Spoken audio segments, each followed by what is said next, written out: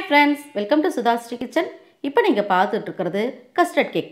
Custard பவுடரை பயன்படுத்தி இன்னைக்கு நம்ம கேக் ரெசிபி ரொம்ப சூப்பரா செஞ்சிருக்கோங்க. இந்த அருமையான இந்த கஸ்டர்ட் கேக் நல்ல ஸ்பாஞ்ச் மாதிரி ரொம்ப நல்லா இருக்கும். இப்போ பார்த்தாலே உங்களுக்கு தெரியும் இந்த அளவுக்கு சாஃப்ட்டா இருக்குன்னு. இந்த அருமையான சாஃப்ட்டான கஸ்டர்ட் கேக் வீட்லயே ரொம்ப ஈஸியா நம்ம கடாயில வச்சு செஞ்சிடலாங்க. இத கட் பண்ணி பார்த்தா கூட எந்த அளவுக்கு ரொம்ப சாஃப்ட்டா இருக்குன்னு உங்களுக்கே தெரியும். இந்த அட்டகாசமான கஸ்டர்ட் கேக் குழந்தைகளுக்கு நீங்க செஞ்சு கொடுத்தீங்கன்னா ரொம்ப ஆசையா சாப்பிடுவாங்க. இந்த அட்டகாசமான கஸ்டர்ட் கேக் எப்படி செய்யறது அப்படினு வீடியோக்குள்ள போய் பார்க்கலாமா? இப்போ சலடையில மைதா 1 கப்புக்கு சேர்த்துக்கறேங்க. அடுத்து சர்க்கரை பொடி செஞ்சு வச்சிருக்கேன். அது ஒரு 3/4 கப்புக்கு சேர்த்துக்கலாம். அடுத்து கஸ்டர்ட் பவுடர் ஒரு 1/2 கப்புக்கு சேர்த்தாச்சு. அடுத்து 1 டீஸ்பூனுக்கு பேக்கிங் பவுடர், 1/4 டீஸ்பூனுக்கு பேக்கிங் சோடா இது எல்லாத்தையும் சேர்த்துட்டு நல்லா இந்த மாதிரி சலிச்சு விட்டுக்கலாங்க. இந்த மாதிரி சலிச்சு விட்டால் தான் நமக்கு சின்ன சின்ன கட்டிகள் இருந்தால் கூட நமக்கு இந்த சலடையிலே நின்றுடும். அடுத்தது இது எல்லாத்தையும் நல்லா கலந்து விடுற மாதிரி நல்லா கலந்து விட்டுறலாங்க. எல்லாம் கலக்கிற மாதிரி கலந்தாச்சு.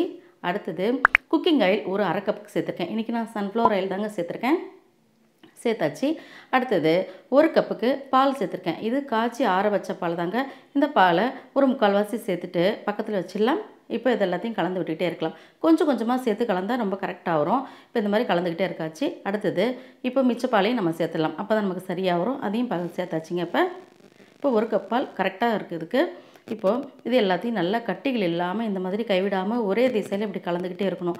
அப்படி கலந்தால் தான் நமக்கு கேக்கு நல்லா சாஃப்டாக வரும். இதே மாதிரி ஒரே பக்கமாக தான் கலந்துக்கிட்டு இருக்கணும். இப்படி இந்த மாதிரி கலந்துக்கிட்டே இருக்கலாங்க. ஒரு 5 நிமிஷத்தில் நமக்கு இந்த மாதிரி நல்லா சாஃப்டான ஸ்மூத்தான பேஸ்ட் மாதிரி வந்துடும் பார்த்தீங்களா? இப்போ நம்ம இதை ப்ரீஹீட் பண்ணிக்கலாம். முதல்ல வானிலையில் ஒரு ஸ்டாண்டு போட்டு ஒரு மூடி வச்சு மூடி ஒரு 5 நிமிஷத்துக்கு ப்ரீஹீட் பண்ணிக்கலாங்க. ப்ரீஹீட் பண்ணுற நேரத்தில் நம்ம எந்த பாத்திரத்தில் நம்ம கேக் செய்ய போகிறோமோ அதில் ஃபுல்லாக ஆயில் இந்த மாதிரி அப்ளை பண்ணிக்கலாங்க. நான் இன்றைக்கி இந்த கேக் டின் தான் எடுத்திருக்கேன். இதில் ஒரு 2 டீஸ்பூனுக்கு மைதா சேர்த்துக்கிறேன். மைதாவை சேர்த்துட்டு நம்ம ஆயில் அப்ளை பண்ண இடத்துல எல்லாம் இந்த மைதா படுற மாதிரி நல்லா இந்த மாதிரி தூவி விட்டுக்கலாங்க. அடுத்தது மிச்சம் இருக்கிற மாவை தட்டி விட்டுட்டு நம்ம எடுத்துகிட்டு வந்தாச்சுங்க.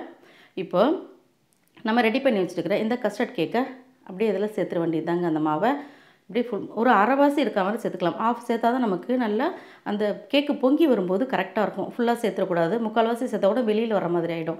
இப்போது டெக்கரேஷன் பண்ணுறதுக்காக மேலே நான் டியூட்டி ஃப்ரூட்டி கொஞ்சம் கொஞ்சமாக சேர்த்துக்கிறேங்க. இப்போ எல்லாத்தையும் சேர்த்தாச்சு. டியூட்டி ஃப்ரூட்டியும் சேர்த்தாச்சுங்க. சேர்த்துட்டு இந்த மாதிரி நல்லா தட்டி விட்டுரும். அப்போ தான் நமக்கு உள்ள பபிள்ஸ் இருந்தாலும் நமக்கு வெளியில் வந்துடுங்க. ஏர் பபிள்ஸ் எல்லாம் வெளியே வரதுக்காக தட்டுறோம். இப்போ நம்ம வானிலையை திறந்து பார்க்கலாம். ப்ரீஹீட் பண்ண இந்த பாத்திரத்தில் நம்ம இந்த கேக் டின்னை இறக்கிட்டு மறுபடியும் நம்ம மூடி வச்சு மூடிடலாங்க. இந்த மாதிரி கொஞ்சமாக ஹோல் இருந்துச்சுன்னா ஒரு பேப்பரோ துணியோ வச்சு இந்த மாதிரி க்ளோஸ் பண்ணி விட்டுடலாம். இப்போ ஒரு 1/2 மணி நேரமாவது இருக்கணுங்க. இப்போ நம்ம 1/2 மணி நேரம் கழித்து இப்போ திறந்து பார்க்கலாம். இப்போ பாருங்கள் நம்மளுடைய கேக் ரொம்ப சூப்பராக நல்லா பொங்கி வந்திருக்கு. இப்போ செக் பண்ணிக்கலாம் வெந்துருச்சா அப்படின்னு. இப்போ பார்த்திங்கன்னா குச்சியில் எதுவும் ஒட்டாமல் இருக்குது. இந்த மாதிரி டூத்பிக்கில் டெஸ்ட் பண்ணிவிட்டு நம்ம அடுப்பை அணைச்சிட வேண்டியதாங்க. அடுத்தது நம்ம இதை வெளியில் எடுத்து வச்சிடலாம். இப்போ நல்லா சூடு ஆறட்டும். சூடு ஆறின பிறகு இப்போ நம்ம ஒரு கத்தியை வச்சு ஓரங்கள் எல்லாத்தையும் இப்படி இந்த மாதிரி ஃப்ரீ பண்ணி விட்டுறணும். நம்ம பட்டர் ஷீட் இல்லைனா கூட இந்த மாதிரி செஞ்சால் ஈஸியாக இருக்கும்.